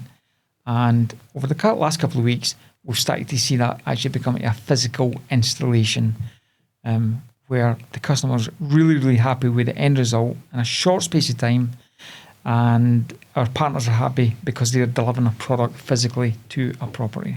Amazing. So in the, thinking about that initial conversation we had to where we are now, so you're talking 4 months, right? Mm-hmm. Anyone who's in the commercial solar space or even large industrial project space will know how long projects can take to materialise. But you've mentioned there through your hard work of, dealing with rooftop owners or business owners, we've got a network of commercial solar installers. We've already had an installation from the standing start in March. So yep. Massive well done, John. And just to put some sort of further context, how many commercial solar installers are in the commercial solar exchange? So we've got 23 in our network just now, all across the UK, including Ireland. Amazing. So we've got coverage across all the UK. And if you know this off the top of your head, I'll be mega impressed. But what volume of jobs have been placed in those few months we've been running? Megawatts. So megawatts and kilowatts I'll probably struggle with on top of my head, to be fair. I should have done some research on that, but I mean, that's a pretty specific question. It's a rough one. And I'll try and get it out, right? But we've got probably 25 end clients just now. We've got the 25 that have came to the stage where they're now talking to our EPC partners. Right. Our commercial solar PV installers is 25. Now, the reason I didn't really have a proper ballpark number on the kilowatt hours or the kilowatts or the megawatts is that we pretty much leave that to the partner to design the system to best meet the client's needs. So we don't get involved in that design because it's not our business. Yeah. We're not the experts, and we pass that across. And it may change as well. So some clients that we have, they may have several roofs. And through that design process and design it to specifically the client's needs, then the design size could change. Yeah. So you might have a massive big roof, right? But the energy consumption maybe isn't huge. Yeah. Because it could be a warehouse and it's not doing too much. So what our commercial PV installation companies do is design the systems specifically to meet that business's needs. Yeah. So they're engineering the product for the client's needs. So it'd be very easy to say, that's the square meterage of that roof, therefore that's a 800 kilowatt system. Yeah. It doesn't look like that. Nobody wants to sell an 800 kilowatt system for somebody who wouldn't consume that amount of electricity. I'm your stereotypical marketer now. I'll say to John, won't I? Because I get excited with stuff like this, right? I can't help it. Where a prospect comes in, John does his consultation, discovery, and we'll see a picture of the roof, and I'll be like, go on then, John, what's the max size of that one? Go on then, tell us what it's 500 kilowatts. So there you go. But in the real world, that isn't always what it's what the customer needs, isn't it? It's absolutely what the customer needs, and that's back to ethical selling. That's back to the partner selection. Yeah. We ensure that they are pedigreed in commercial installation design and install, and that's what they do. So they're not just going to come and do a blanket. This will fit your roof, so we'll sell you that. It's much more. There's much more thought goes into it just to engineer it for the customer's requirements, and the customer really likes that. So even at my early consultation stage, we'll have that discussion about what your needs are, etc. In many businesses as well, it's not just the size of the roof, it's their operating hours. Yeah. So some businesses may do full tilt, 24/7, full manufacturing operation. They're consuming loads of energy during the course of that cycle. But other businesses are still traditionally Monday to Friday. And they're not doing nothing Saturday, Sunday, but they've still got a PV system on the roof which is generating electricity. So then battery storage comes into play where that may be an option. So you're starting to combine a couple of different technologies if it's right for the client and for the business. Yeah. And one thing that I had never really given much consideration to until you educated me on it is that if you're firing PV onto Mrs. Jones's roof, she might not be able to use the kettle and the telly for however long while it's happening. But in the commercial space, of course, businesses can't really afford to go, we'll just shut down for a couple of days, you do your thing, and we'll lose out on a fortune in our manufacturing facility, for example. So there's a real consideration there around operational times and really shut off and access. There is. And when you come back to your objections in sales, it's more than just the cost, but disruption to business is critical for businesses. So because I've done commercial for so long and been involved in so many big projects, I completely understand that business disruption is critical and it needs to be planned. But so are our partners, so they completely work around businesses so that they can plan shutdowns in consideration with the business, the business's operational functions. So sometimes that could be in holiday periods, it could be at the weekends, it could be in the evening or early mornings. They work closely with the business operators just to understand what that is. And again, some of in fact, most commercial deals will go through after discussions with multiple stakeholders within that business, usually not just the owner of that business or a senior director. It will probably at least touch on the operations and the facilities people, as well as commercial people. So there's a lot of people engaged in that whole conversation at the early stages to understand what the proposal is.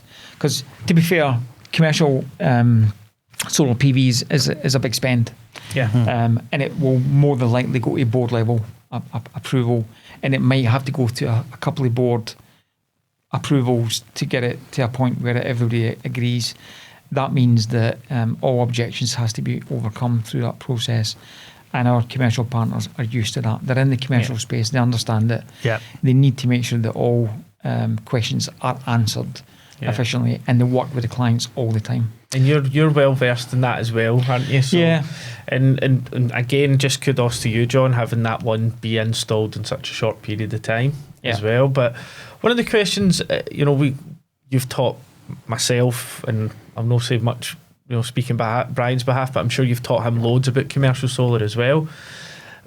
What, for anybody listening to this who is a business owner who has never even thought twice about commercial solar, what would you say are the key drivers and the key benefits that business owners can realise by installing commercial solar?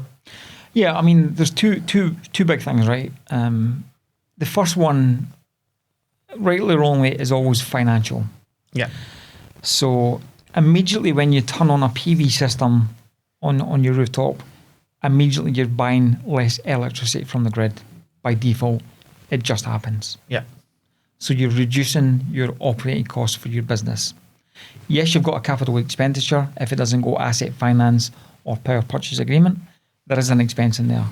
But immediately as you install that system, you are less reliant on purchasing electricity from the grid and utility provider. So you then are in a situation where you have security of supply. Yeah. And it's a long-term project. So, that system is still going to be in your roof in 25 years and 30 years. And that's a given. It's going to be there. So financially, you are safeguarding your business. You're increasing the profits, reducing operating costs. Primarily, that's why most businesses will do this. Okay. Secondly is the environment. By default, again, it's having a massive, significant saving on emissions to the environment, which is a big thing. But more so as legislation evolves and environmental concerns are addressed, businesses are adopting to have a more carbon-friendly operating environment for their own businesses, but also that can be reflected in some of the tenders that they bid for, because they may have to have ESG credentials and certificates to prove that they are as carbon-friendly organisation as possible to help them to win additional tenders. So the combination of the financial immediate benefits is linked to environmental benefits as well. So that's the softer benefits, but it could be financial as well, because if you are if you're winning more tenders because you've got environmental credentials, you may be getting more business because of that. Yeah, I've never ever thought of that. So there's a wee bit of a link. Yeah. And I think, John, the story that you've spoke us through there in terms of what's happened for, I guess, it being an idea on a whiteboard in February to, what we're doing today, right? There will be people listening to this that are sat thinking, I'd love to do something like that. I'd love to just either start a secondary business or throw my hat into creating something for nothing, commercialising it and, fulfilling an ambition to go it alone and all the wonderful stuff that potentially comes for that, right? But thinking about your own journey thus far, right, there's no getting away from it. It's chaotic, right? At times it is just chaotic. There's 3 years piling into sort of 1,000,001 things, really, every day, every week, every month. But if you could just pull out a couple of things, maybe, right, for anybody that's listening and thinking, I'd love to do a bit of that, but they guys obviously have something special about them, right? Which we don't, let's be honest. What do you think are the key things that have enabled us to move really quickly for something that's just an idea on a whiteboard to regular cash coming into the bank and satisfied customers and all the stuff that we've just spoken through? Yeah, well, first of all, I'm absolutely delighted that I have made this leap. There's no doubt about it. This is absolutely where I want to be, right? But it's taken a lot of hard work. And yes, I have the support of my family and my wife, which is critical. If that didn't happen, wouldn't be sat here today. Simple as that. But it's happened and it's worked.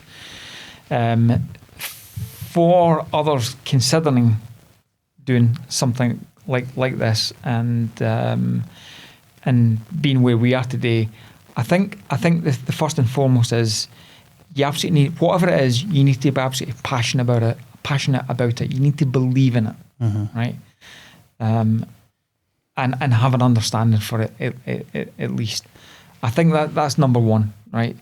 If anybody can pretty much buy a franchise, perhaps on something that they've never had any involvement in, and maybe start to immediately make a revenue income, but they've got an investment up front. But they might not know anything about that business, and then to passionately talk about it and understand what the good, the bad, and the indifferent is about that particular product or service. If you've never really experienced it and you don't understand it properly, it's probably hard to take through from that initial conceptual or sell right through to a delivery, and you don't understand it. Might be quite tricky. I would find it tricky. Aye. Because you're having to learn about the subject matter and how to run a business simultaneously. Whereas if you already know the subject, you're an expert, you're only really having to worry about how do I run a business here, like what do I need to do. Because I think you need to then sell that to yourself first of all, and completely, before you can then sell it to others. I think I might be wrong, and that's maybe not the same for every product or service or industry, because obviously it does work. But for me personally, is at my age as well, is just to kind of encapsulate all that experience and all that learning to then take that to market. I think has maybe made it a bit easier, but it's still a massive risk because we didn't know. Aye, we didn't know this was going to work. This model, but it's not been easy, right? We're all doing a lot of hours, but I think that's business in general. But is it worth it? Oh God, aye. For me, it is. Can I take my dog a walk in the afternoon when I want? No on a meter or on a diary schedule. I can. Can I work late in the evenings without disrupting the family? Absolutely I can. Can I get up at 5:30 in the morning and do a bit before anybody wakes up? Yeah, because it suits me and it kind of suits the business. And having that liberty and that flexibility, I think is just amazing, and I loved it. You guys know as well, I actually came back from a holiday abroad, and I managed to combine some business with pleasure, but I still done it in a way, hopefully, that was non-disruptive to the holiday, right? And it kept the business ticking over. I didn't have to do it, but I did it in wee segments of the day where it was non-disruptive, and it kept the business ticking over. So it kept customers happy because they've got an inquiry coming in. They want to see things moving along. They don't want to sit and wait for a week or 2 weeks or whatever. Kept that turning over.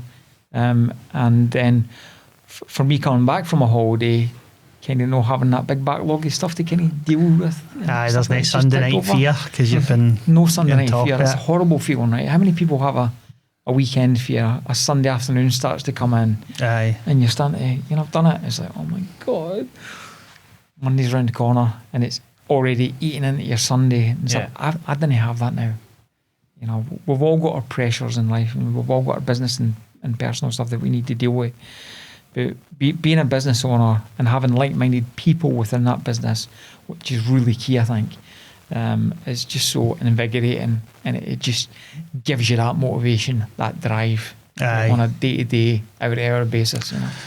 So I think, I guess the original question is, what's enabled us to go for it, being a whiteboard idea to a commercial enterprise pretty quickly. For me, there's probably 2 key things I'd pull out, right? Or maybe even 3, right?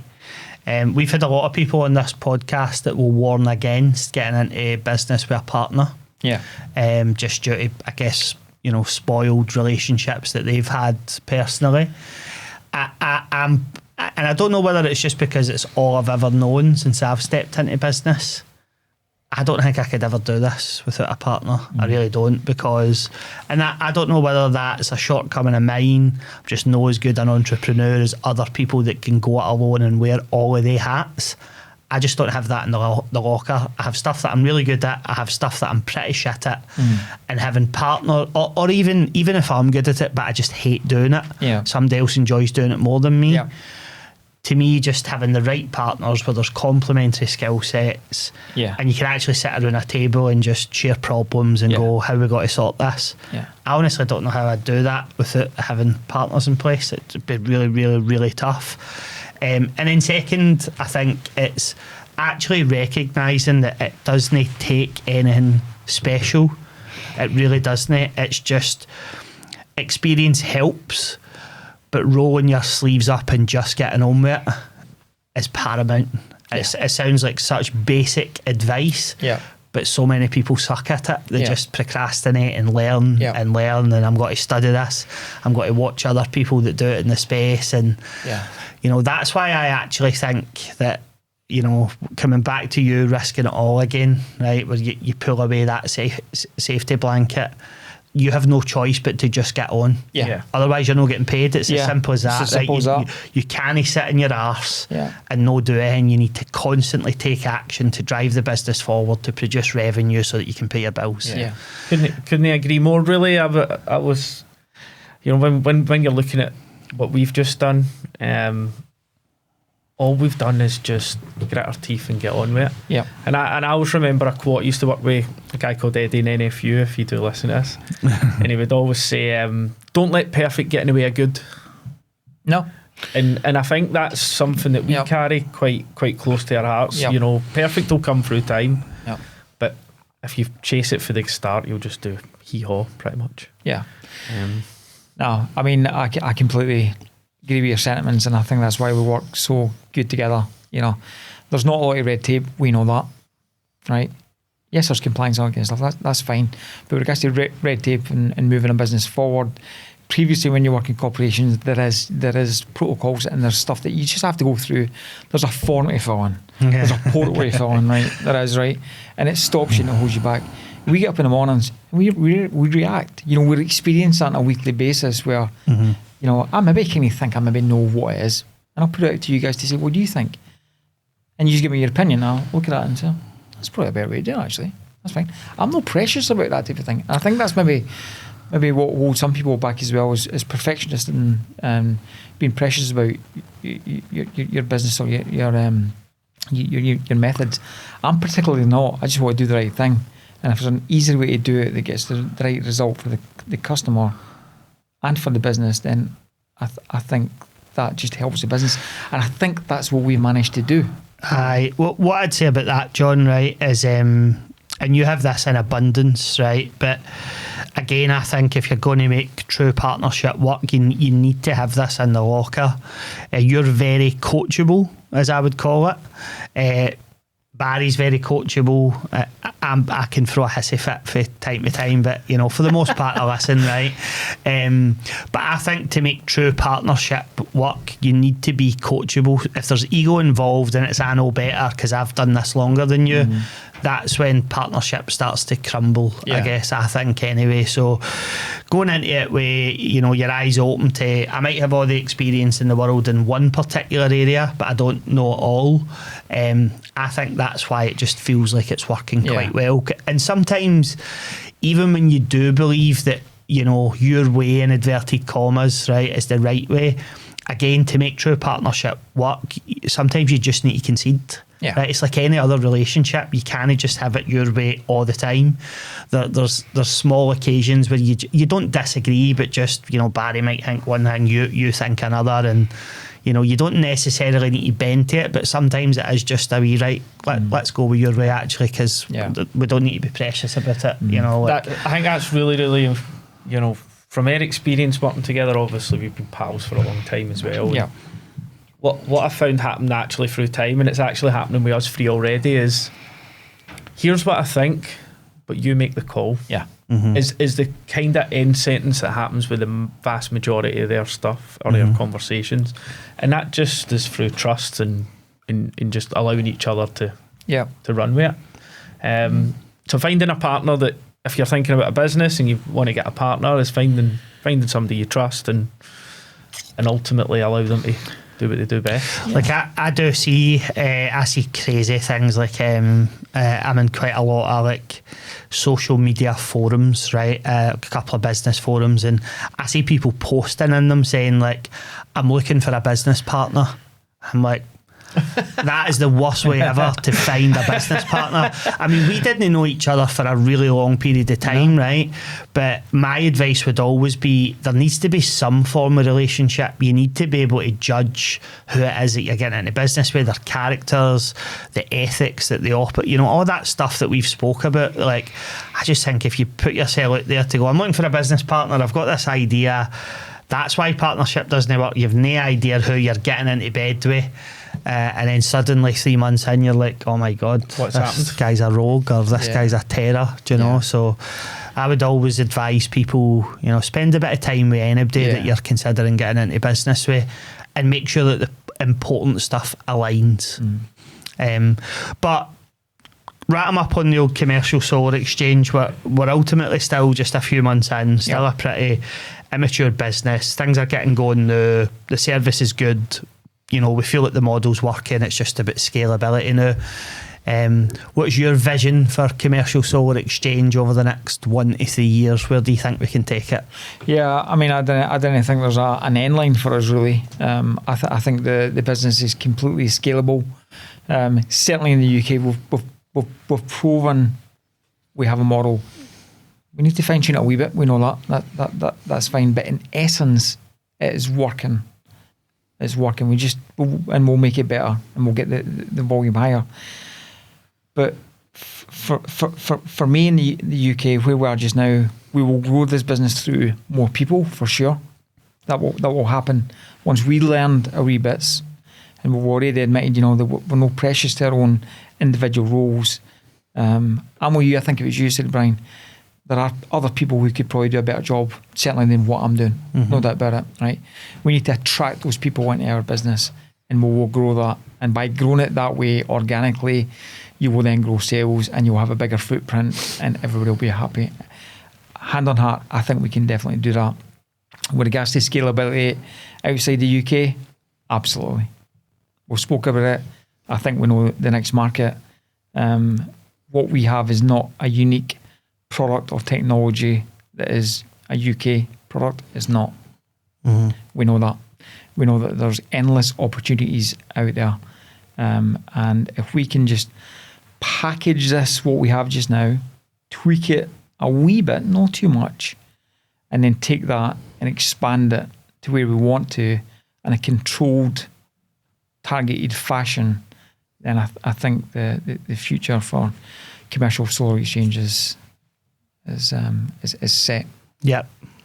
Agreed, mate. And we won't finish on this point, right, because I don't want to finish on like a negative almost, but I think it is, again, important in particular for anybody that's listening and thinking, I could really throw my hat into doing something like that, right? So as business owners, we love to talk about the pros of being in business, walk the dog when you want, and, you know, come and go to a certain extent as you please, wrap your life around your new schedule and all of that fun stuff, right? But it's not all a bed of roses. It's really, really, really hard. What are some of the things that you've found to be really challenging as a business owner that as an employee in your former life you just didn't really need to worry about? I guess number one is the security of a package. Moving from a corporate package, and that's not just your salary, but it's the fringe benefits of the, you know, your pension, your healthcare. I'm not going to say security. That's not a thing nowadays. Aye. Really, I don't think personally. My view, that whole financial package that you just wave goodbye to overnight is gone. The security, the comfort blanket is gone. That's not just a personal thing. That has a potential impact on your family. Aye. That's probably the biggest, scariest thing that prevents people from making that leap of faith. And at the end of the day, it's a personal decision. You know, a lot of it is gut feel. But if you, what can go wrong? Aye. Because the way I looked at it, I think we had the discussion with my wife as well. What could possibly go wrong if this just didn't happen? First of all, you're probably going to know fairly quickly. Yep. Right, the partnership doesn't work out, the model doesn't work out, you're not getting the sales, something will happen. You'll say, oh no, here we go. What's the worst thing that can happen? You're going to be unemployed for a wee while. Okay? But you're probably going to go back into employment at some point. You know, there is probably a safety net that you could go back. If you're a hard-working, ethical person that has done okay, you'll probably be able to find another career somewhere. Aye. That's the worst that can happen. You're going to have several months, perhaps nothing, no income, and a bit of, I failed. It's not failed, I don't think. It's just, it didn't work out. Maybe that particular point in time, maybe that product, maybe that business. What's the worst thing that can happen, right? And that's what you need to consider if you're going to go for it. You're going to risk it all. Potentially, it might not work. It's not the end of the world. Aye. You just pick yourself back up. Get another job. You can get another job or look at something else, right? But if you're passionate about it and it's bugging you, what is the worst that can happen? I think folk are petrified to be seen as a failure. I think that's actually what holds people back more than the financial stuff, if I'm honest. Yeah. Same with like putting yourself out there in social media. Folk are just terrified that they'll be judged by those around them, folk that don't even know them. And that unfortunately just holds people back. But my viewpoint, to be honest, because I, as did Barry, have to make the same decision as you at one point. You know, do we risk it all here and go for it, or do we just stay in our cushy wee bubble, I guess, with the salary and the car and the yada yada? My viewpoint is, when you think about all the people, like, I'm trying to transform my life doing this, right? Exactly. For the better. I'm trying to, you know, better things for my family, holiday home abroad, all the goals and ambitions that a lot of business owners have, right?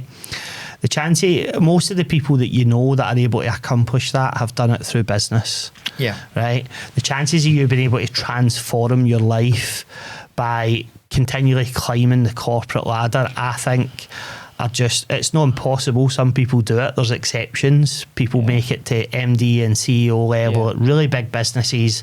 They're set up for life, but they're like in the not 1%.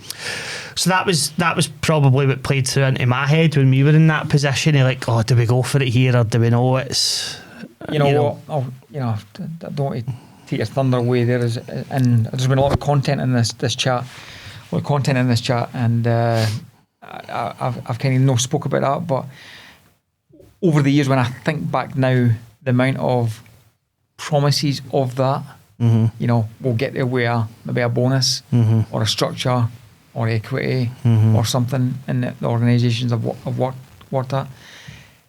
How many times is that probably said? It's not on your job description, it's not on your package, it's not on your remuneration.